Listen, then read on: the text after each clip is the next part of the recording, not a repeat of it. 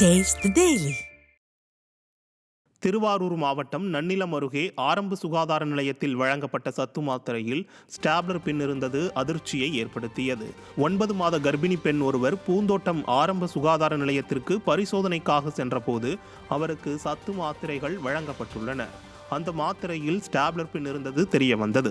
விடியா ஸ்டாலின் அரசு நிர்வாகத்தில் ஏற்கனவே தமிழகத்தில் உள்ள அரசு மருத்துவமனைகளில் முக்கியமான உயிர்காக்கும் மருந்துகள் இல்லை என கூறப்படும் நிலையில் வழங்கப்படும் ஒரு சில மாத்திரைகளிலும் ஸ்டாப்லர் பின் உள்ளிட்டவைகள் இருப்பது அரசு மருத்துவமனை செல்லும் நோயாளிகளை அதிர்ச்சியில் ஆழ்த்தியுள்ளது. பூந்தோட்டம் ஜிஹெச்சில் போய் சத்து மாத்திரை வாங்கிட்டு வந்தேன். நான் 9 மாதம் கன்சீவாக இருக்கேன். தொடர்ந்து ஒரு வாரம் மாத்திரை போட்டுக்கிட்டு இருந்தேன். கடந்த 29ஆம் தேதி மத்தியானம் மாத்திரை சாப்பிடும்போது மாத்திரை ஓப்பன் பண்ணி சாப்பிட போனேன். அதில் ஷாப்பில் பில்லு இருந்துச்சு. இனிமேல் எந்த கர்ப்பிணி பெண் மாத்திரை சாப்பிட்டு இருந்தாலும் கொஞ்சம் கவனமாக பார்த்து சாப்பிடுங்க. தமிழகம் முழுவதும் பல்வேறு பகுதிகளில் அண்ணா தொழிற்சங்கம் சார்பில் மே தின பொதுக்கூட்டம் நடைபெற்றது.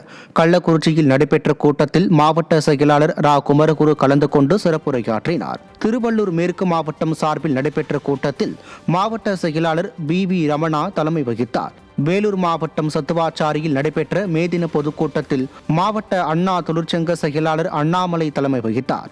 சேலம் புறநகர் மாவட்ட அண்ணா தொழிற்சங்கம் சார்பில் வாழப்பாடி பகுதியில் நடைபெற்ற மே தின பொதுக்கூட்டத்தில் புறநகர் மாவட்ட அண்ணா தொழிற்சங்க செயலாளர் சித்துராஜ் தலைமை வகித்தார். கள்ளக்குறிச்சி, திருவள்ளூர், வேலூர், சேலம் உள்ளிட்ட பகுதிகளில் நடைபெற்ற மே தின பொதுக்கூட்டங்களில் கலந்து கொண்ட கழக நிர்வாகிகள் திமுக ஆட்சியின் அவல நிலைகள் குறித்து பொதுமக்களிடம் எடுத்துரைத்தனர்.